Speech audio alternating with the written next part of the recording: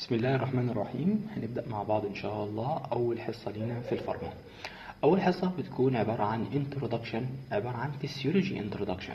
تاني حصة إن شاء الله هناخد الفارماكولوجي introduction، عشان تالت حصة نبدأ ناخد الدراجز. هنبدأ أول حاجة بالفسيولوجي introduction.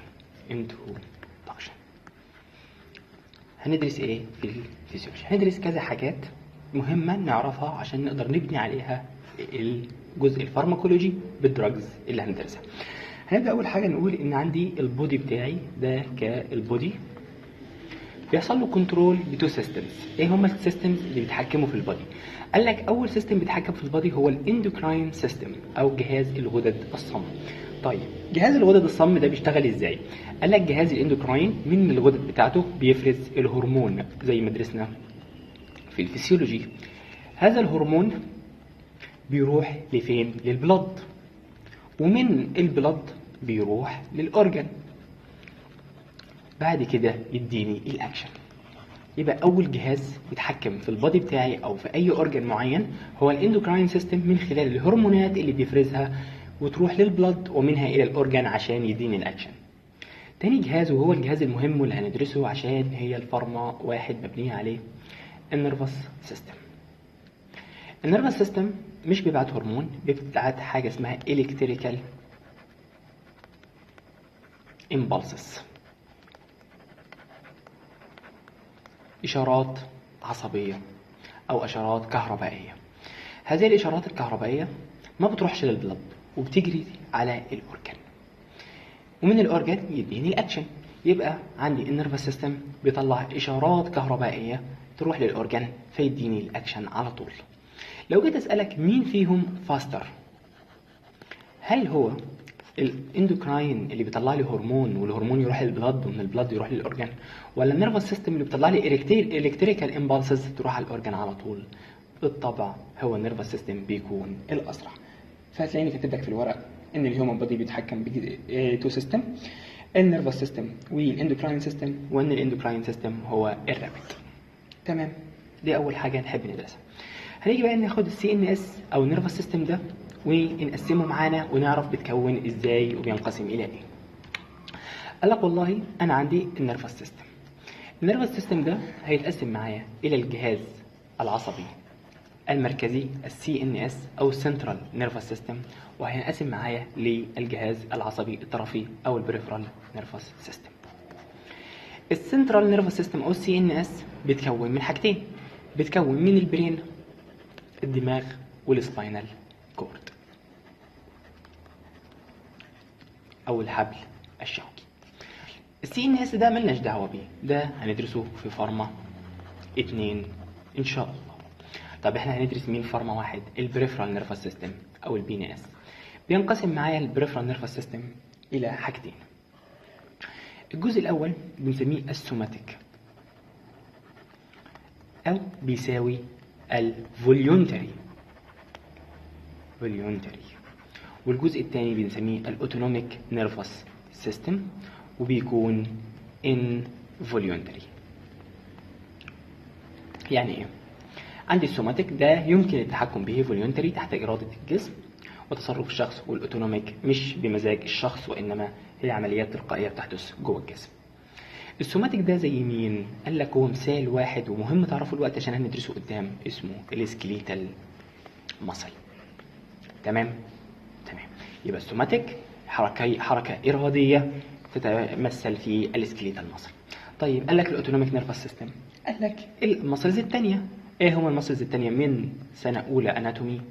الكاردياك ماسل والسموز ماسل.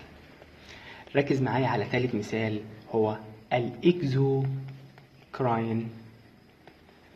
سيستم او الاكزوكراين جلاند.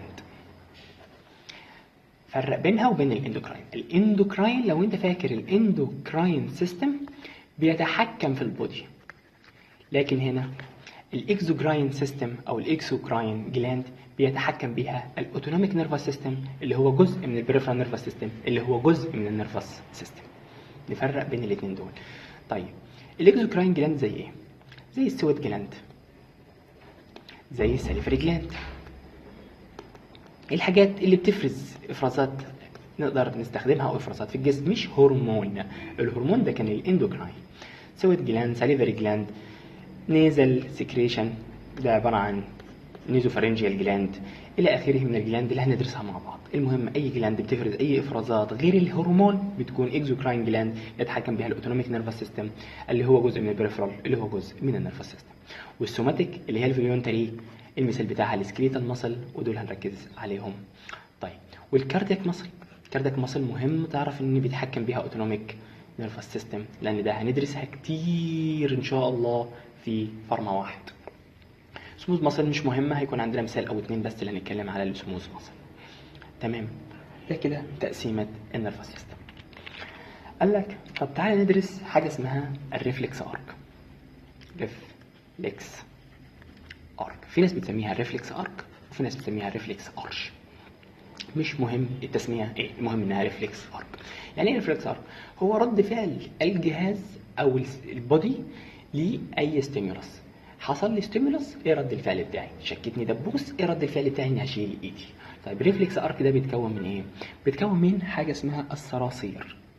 احفظ معايا بس الاول انها صراصير، اس ار اي سي اي اي ار. ايه الكلام ده يا دكتور؟ قال لك الاس دي عباره عن ستيمولس. ايه الاستيمولس اللي انت حاسس بيها؟ الار دي عباره عن الريسبتور اللي بيستقبل. الافرنت ده الايه ده عباره عن افرنت. السي ده السنترال نيرفس سيستم. الاي شوف بقى هنا افرنت، فرق بين الافرنت والافرنت اوعى تغلط بينهم. اخر حاجه دي بنسميها الافكتور اورجان اللي هنتحكم بيه، والار دي بنسميها الريسبونس. مش فاهم برضو، انا عارف انك مش فاهم. قال لك اول حاجه بيحدث عندي ستيمولس، ولتكن مثلا شكه دبوس. شكه الدبوس تروح للريسبتور، الريسبتور وظيفته يفهم ان دي شكه دبوس، فيبعت نيورون بنسميه الافرنت او فايبر، هي نيورون للسي ان اس تقول له الحقني انا في شكه دبوس. طيب يقوم السي ان اس مطلع حاجه اسمها افرنت. الافرنت ده اللي فيه الاوردر، يبقى السي ان اس هو اللي بيدي الاوردر، يطلع الاوردر يوصله للافكتور اورجان من حاجه اسمها افرنت. الاورجان لما يستجيب ياخد الامر من السي ان اس هيديني الريسبونس. ليه انا بقول لك الكلام ده؟ عشان ده مهم. واحد، ناخد المثال بس العبيط بتاعنا على ما ناخد المثال الحقيقي. شكتك دبوس، رحت ليه الريسبتور فهم ان دي شكه دبوس، طلع نيورون للسي ان اس قال له انا في دبوس شكني، هيطلع افرنت اوامر يقول لي الافكتور اورجان وليكن السكليتال ماسل ابعد ايدك اللي هي الريسبونس. ده كمثال بسيط. قال لك حلو انا كده فهمت. تعالى بقى نشوف الحاجات دي بتتكون من ايه. قال لك يا حبيبي الافرنت من النهارده لحد اخر يوم في حياتك بيكون عباره عن اسيتايل كولين، اعصاب نيورون، الناقل العصبي اللي جواها الاسيتايل كولين. والاستايل او اي حاجه يكون فيها استايل كولين بنسميها كولينرجيك، من كلمه كولين كولينرجيك، كولينرجيك. تمام حلو. طيب بالنسبه للافرنت ده قال لك يا حبيب قلبي ممكن يكون اسيتايل كولين وممكن يكون ماده اخرى بنسميها النور ابينفرين او بتساوي النور ادرينالين، الاثنين نفس الاسم عشان لو شفت ده او ده. طيب امتى يكون اسيتايل كولين؟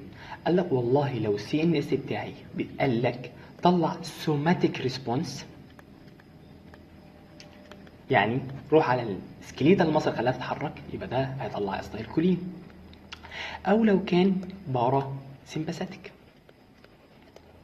الجهاز الجار سيمباثاوي، لو الاستجابه بتاعتي او الاوردر بتاعي كان بارا سيمباثيك يبقى الافرنت ده يحتوي على اسيتايل كولين.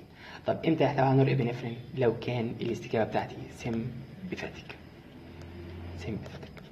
عايز مثلا احرك السكليتال ماسل يبقى اطلع اسيتايل كولين في الاوردر. عايز مثلا الباراسمباثيك هندرس كمان شويه ونعرف قدام انه بيقلل الضغط مثلا، يبقى انا عندي الاستيمولس مثلا زياده في الضغط وانا عايز الاوردر اوطي الضغط، يبقى اشغل الباراسمباثيك اطلع اسيتايل كولين عشان يوطي الضغط. طيب انا الاستيمولس عندي الضغط واطي يبقى انا عايز ازود الضغط، يبقى اشغل السمباثيك فاطلع نور ابنفرين او نور ادرينالين. جميل. جميل. لكن دائما ابدا هذا الافرنت يحتوي على اسطيل كولين، سواء كانت الاوردر في الاخر سوماتيك باراسمباثيك سمباثيك، ملوش فيه دايما اسطيل كولين. جميل جميل. تعالى بقى نقارن بين الريفلكس ارك بتاع السوماتيك وبين الريفلكس ارك بتاع الاوتونوميك نيرفس سيستم. قال لك والله لو انا شغال سوماتيك، انا عندي الاستيمولس اهي ولتكن شكل الدبوس، راحت للريسبتور، فهم الاستيمولس بتاعتي انها في شكل دبوس، طلع افرنت، وزي ما قلنا دايما هذا الافرنت بيحتوي على الاسيتايلكولين. الاسيتايلكولين وصل السي ان اس، قال له الحقني انا في دبوس شكني، هيدي الاوردر هيكون في افرنت. طيب انا شغال ايه؟ سوماتيك. قلت لك الافرنت دائما في السوماتيك بيكون اسيتايلكولين. هيروح ليه؟ للافكتور اورجان اللي هي مين؟ السكيليتال ماسل، زي ما قلنا هو الوحيد اللي بيكون سوماتيك. راح للافكتور اورجان سكيليتال ماسل، قال له ابعد، يبقى اداني كده الريسبونس. تمام. طيب ايه فرقه بقى عن الاوتونوميك؟ قال لك الاوتونوميك مثلا عندي ستيمولس اهي، الستيمولس راحت للريسبتور، فهم ان دي ستيمولس معينه، طلع الافرنت اللي دائما ابدا يحتوي على الاسيتايلكولين، راح للسي ان اس، قال له بس انا عايز اطلع الاوردر بتاعي، هطلعه ازاي؟ قال لك انا عندي حاجه اسمها جانجليا، عقده كده. السي ان اس بيطلع الافرنت بقى بتاعي، بيتقسم الى 3 حاجات، حاجه قبل الجانجليا وحاجه بعد الجانجليا، يبقى دي هنسميها جانجليا. اللي قبل الجانجليا بنسميه بري جانجليونيك نيورون، واللي بعد بنسميه بوست جانجليونيك نيورون. طيب يا حبيب قلبي دول بيحتووا على ايه؟ قال لك البري دائما ابدا يحتوي على الاسيتايلكولين، لكن البوست ده اللي يفرق بقى معايا، هل انت عايز سمباثيك ولا باراسمباثيك؟ هل هتديني نور ابنفرين ولا اسيتايلكولين؟ تمام. يبقى السوماتيك مفيش فيه جانجليا وافرنت مش متقسم، هنا الافرنت اهو مش متقسم، سوري ده افرنت مش متقسم، هنا الافرنت عندي متقسم، في جانجليا، في بري جانجليونيك وفي بوست جانجليونيك. البري دائما اسيتايلكولين، البوست دائما مش دائما، احيانا يكون نور ابنفرين واحيانا اسيتايلكولين على حسب الريسبونس اللي انت عايزها، سمباثيك نور ابنفرين ولا باراسمباثيك اسيتايلكولين. ليه انا بقول لك الكلام ده؟ عشان هيهمنا قدام باذن الله في اللي جاي. المهم تعرف الفرق بين السوماتيك ريفلكس ارك والاوتونوميك نيرفس سيستم ريفلكس ارك. تعالى ندرس مقارنه بين حاجتين، جهازين كده من الثانوي او ممكن من الاعدادي كمان، جهاز السمباثيك وجهاز البارا سمباثيك. قال لك لو جيت تشوف الجهازين دول هم عباره عن بريفرال، يعني طرفي، بس اصلهم الاورجين بتاعهم جاي من السنترال، يبقى نرسم السنترال نيرفس سيستم اللي هو البرين اهو، ده نفرض انه البرين، وده السباينال كورد. السباينال كورد بيتقسم لعدد من السيجمنتس خدناها في الفسيولوجي. اول سيجمنت بنسميها كرانيال، تاني سيجمنت بنسميها سيرفايكال، تالت سيجمنت بنسميها الثوراسيك، رابع سيجمنت بنسميها اللمبر، واخر واحده هنا نسميها ساكرال. حلو. المفروض ده النيرفس سيستم اللي بيطلع منه بقى البريفرال نيرفس سيستم، ده السنترال بيطلع منه البريفرال. قال لك والله انت سمباثيك هتطلع لي من منطقتين، منطقه الثوراكو ومنطقه اللمبر، يبقى منطقه الثوراسيك ومنطقه اللمبر هما عباره عن سمباثيك، فبنسميها الاورجن بتاعي ثوراكو لمبر. طيب الباراسمباثيك بيطلع من مكانين، بيطلع من الكرانيال وبيطلع من الساكرال، فوق خالص وتحت خالص، يبقى نسميها كرانيو ساكرال. جميل، انا كده عرفت الاورجن بتاعي. نيجي بقى ناخد تفصيله كده عن الكلام ده، نمسح عشان ناخد حاجه مميزه بين الديفرنت سمباثيك والباراسمباثيك. قال لك لو انت جيت بقى للسمباثيك والباراسمباثيك، تعالى ندرس الاول السمباثيك. بيطلع زي ما قلنا اس في ار في الحاجات دي، بيطلع عندي بقى بري جانجليونيك، يروح للجانجليا ويطلع بوست جانجليونيك. قال لك لو انت شغال سمباثيك فانا عندي البري ده صغير شورت. طيب البوست لونج، البوست ده بيكون لونج طويل. طيب لما يكون الحاجه طويله كده تسمح ان يكون فيه برانشز فنسميه برانشد. يبقى اول حاجه البري قصير، البوست بيكون لونج، واللونج ده هيسمح ان البوست بتاعي يكون برانشد فيوصل لعدد اكتر من الافكتور اورجان. كم افكتور اورجان اقدر اوصل له؟ قال لك الواحد بري ممكن يديني الى 32 افكتور اورجان بسبب البرانشز الموجوده في البوست. جميل جميل. نيجي بقى الناحيه الثانيه عند السمباثيك، قال لك العكس، البري طويل، ده البري لونج. طيب وادي الجانجليا وده البوست، قال لك البوست هنا شورت، ده البوست. طيب وجوده شورت هل يسمح لي في وجود برانشز؟ بنسميه نوت برانشز. اقصى عدد ممكن يوصله من البرانشز هو 2، فنقول ان الواحد بري هيديني ان شاء الله up to 2، اخرك 2 من البوست، 2 برانشز فقط، 2 افكتور اورجان اقدر اوصلهم بنفس النيورون بتاعي اللي بيتقسم جزء منه بري وجزء منه بوست جانجليونيك. جميل جميل. طيب كونه بيوصل ل 32 اورجان، دي حاجه تخلي ان 32 اورجان يشتغلوا في وقت واحد، فبنسميه ان السمباثيك اكت از 1، يعمل كانه شخص واحد. لكن هنا اخرج جهازين فكل واحد بيشتغل لوحده، يعني العصب مفيش جهازين يقدروا يشتغلوا بنفس الاستيمولس او بنفس الوقت ونفس التايم، فبنسميه لوكالايزد او بنسميه ديسكريت. يعني ايه ديسكريت؟ يعني متميز، له عدد معين قليل قد يصل الى 2 كاقصى عدد من الاورجان، فيسمى لوكالايزد لان انا هشتغل في مكان واحد. وصل مثلا يعني للاورجان اكس والاورجان واي، انما هنا تلاقيه وصل للاورجان اكس وواي وزد وام، كل ال 32 اورجان ممكن يشتغلوا في وقت واحد، فبنسميه جينيرالايزد. يبقى ده جنرالايزد سمباثيك واللوكالايزد باراسمباثيك، اكت از 1 مع بعضه ده السمباثيك، وكل واحد بيشتغل لوحده الباراسمباثيك. ولان كله بيشتغل مع بعضه فنقدر نستخدم ده في حالات الامرجنسي. ازاي؟ انا داخل خناقه محتاج عندي البلاد فيزل يوسع عشان يزود الدم للقلب، محتاج عندي القلب يزيد النبض بتاعه، يزيد الاكتيفيتي بتاعته، يزيد ضخ الدم. لما يزيد ضخ الدم والبلاد فيزلز واسعه يوصل دم اكتر للاورجن، تلاقي البرونكاي وسعت والنفس كبر، تلاقي ضغطك عالي، كذا حاجه بتشتغل في وقت واحد. لكن هنا بنسميه ريست اند دايجست بتاع الانتخه. دايجست الانتخه والهضم، انت قاعد مأنتخ مش عايز حاجه تشتغل، ليه اتعب نفسي واتعب جسمي؟ انا مش داخل خناقه ولا اي حاجه، هما 2، واحد يشتغل مثلا في هضم، التاني اخره يروح الحمام، عايز تخش الحمام يحصل لك يورينيشن، فاللي هو لوكالايزد مكان واحد، ديسكريت متميز، اخره 2 من الاورجن لانه نوت برانشد، اخره 2. هو نوت برانشد لكن ممكن يكون برانشد في 2، فالاسم العام جنرال كده بنسميه انه نون برانشد. تمام جدا. نختم الحصه باكزامبل هناخده على الريفلكس ارك. هنقول ريفلكس ارك اكزامبل. قبل ما ابدا الريفلكس ارك اكزامبل، في قانون كده لازم تحفظه معايا وتعرفه من النهارده لحد اخر يوم في حياتك، ان حاجه اسمها الاتريال بلاد بريشر اللي هو ضغط الدم بيساوي الكاردياك اوتبوت مضروب في البريفرال ريزيستنس، وان الكاردياك اوتبوت بيساوي الستروك فوليوم مضروب في الهارت ريت. ايه الكلام ده؟ هقول لك.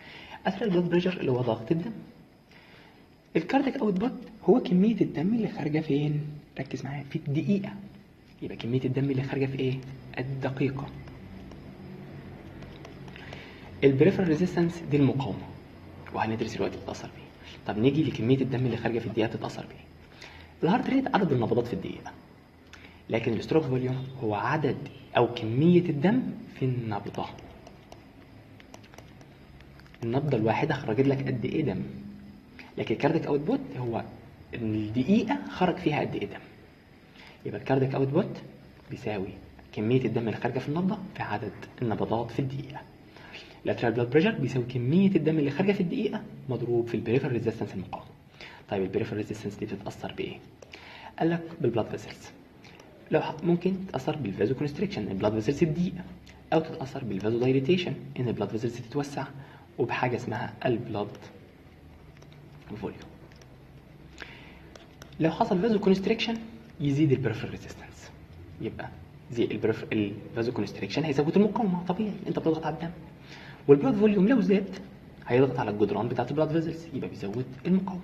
يبقى الفازو كونستريكشن او زياده البلاد فوليوم تؤدي الى زياده البريفرال ريزيستنس. لكن الفازو دايليتيشن حاجه اتوسعت والدم ماشي هيقلل معايا البريفرال ريزيستنس. كل الكلام ده مهم. ليه؟ حاجه تقلل البريفرال ريزيستنس من المعادله هنا عرفنا انها بتقلل الاتريال بلاد بريشر. حاجه بتقلل الكاردياك اوتبوت يبقى يقلل الاتريال بلاد بريشر. حاجه بتقلل الهارت ريت يبقى يقلل الكاردياك اوتبوت يقلل الاتريال بريشر. حاجه بتقلل كميه الدم اللي خارجه في النبضه هيقلل عندي الكاردياك اوتبوت، هيقلل عندي الاتريال بلاد بريشر. مهم الكلام ده تعرفه. الاتريال بلاد بريشر دي بقى تسكيمه ليك انت. حاجتين: سيستوليك بلاد بريشر ودايستوليك بلاد بريشر. حلو. قال لك السيستوليك بلاد بريشر اللي بيتحكم فيه الكاردياك اوتبوت، الهارت ريت، الستروك فوليوم. الحاجات دي لو لاحظت كده كلها تبع الهارت، كله تبع الهارت. لكن الدايستوليك ده بيعتمد على البلاد فيسلز، يعني الفازو كونستريكشن، الفازو دايليتيشن، الستروك فوليوم، او سوري البلاد فوليوم. يعني بيتحكم بمعنى اصح بالبريفرال ريزيستنس، يتاثر بالبريفرال ريزيستنس.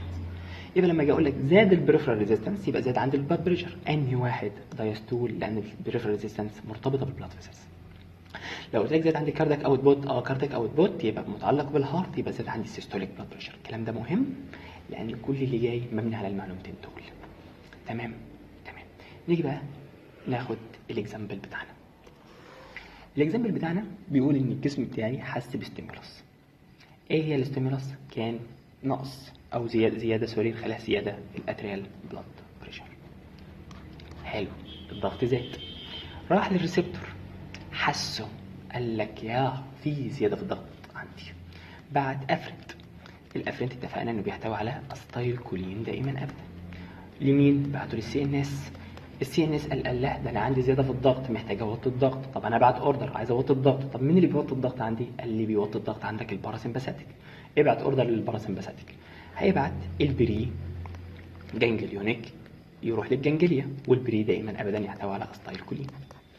يطلع من الجانجليا البوست جانجليونيك. قال لك والله احنا شغالين ايه هنا؟ باراسمباثيك خلاص نطلع استايل كولين.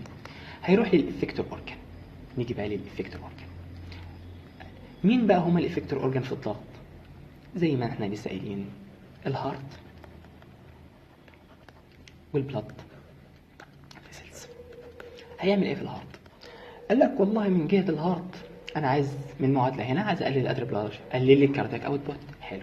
يبقى اول حاجه يعملها هيقلل الكاردياك اوتبوت. والله من الهارت هنا عندي الكاردياك اوتبوت ده بيتاثر بالستروك فوليوم، قلل لي الستروك فوليوم. في نفس الوقت الهارت متعلق بالهارت ريت اللي بيأثر على الكاردياك اوتبوت، يبقى قلل لي كمان الهارت ريت. لما تعمل الثلاث حاجات دول هيقل معايا البلاد بريشر. انهي بلاد بريشر فيهم؟ سيستوليك ولا دايستوليك؟ والله احنا هارت يبقى سيستوليك بلاد بريشر. جميل. طب على البلاد فيسلز قال لك انا عايز اوطي الضغط. طيب البلاد فيسلز بتاثر ايه؟ بالبريفرال ريزيستنس، يبقى قلل لي البريفرال ريزيستنس. طيب بتقلل البريفرال ريزيستنس دي ازاي؟ قال لك والله بقللها لما اعمل فازو دايليتيشن. خلاص يبقى اعمل لي فازو دايليتيشن. يبقى الفازو دايليتيشن قللت عندي البريفرال ريزيستنس. جميل. من القانون كده انا قل عندي الضغط، قل الاتريال بلاد بريشر. انهي بلاد بريشر فيهم؟ سيستوليك ولا دايستوليك؟ قال لك والله انا بلاد فيزلز. جميل. يبقى ايه؟ دايستوليك بلاد بريشر. يبقى الجسم قام برد فعل خلى السيستوليك والدايستوليك بلاد بريشر يقل. قال لك كمان من الفازو دايليتيشن ده اللي بيعمله ان الاوعيه وسعت فيزيد عندي الدم اللي رايح للكدني عشان يخرج من الجسم، فيزود عندي حاجه اسمها الجلوميولار فلتريشن GFR او الجلوميولار فلتريشن ريت، بمعناها الدم اللي واصل الى الكليه ويحصل له فلتريشن. لما الدم اللي يوصل للكليه يزيد يبقى في كميه هتخرج من الجسم تزيد كبيره كيورين. طيب كده يقل معايا البلاد فوليوم، يبقى كده قل معايا البلاد فوليوم. ولما يقل البلاد فوليوم واضح ان البريفرال ريزيستنس برضه هتقل. ولما يقل البريفرال ريزيستنس هيقل عندي الدايستوليك بريشر، والجسم يبقى كده قلل السيستوليك بلاد بريشر انه قلل كاردياك اوتبوت ستروك فوليوم هارت ريت، وقلل الدايستوليك بانه عمل فازو دايليتيشن قلل تقليل البريفرال ريزيستنس.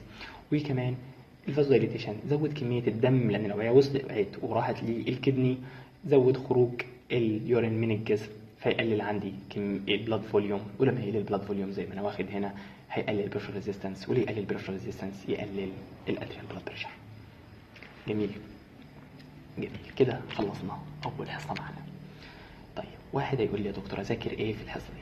انا مش عايزك تذاكر هنا، اللي عايزك هنا تفهم الكلام اللي اتقال، مش هتتسال فيه، مش هتتسال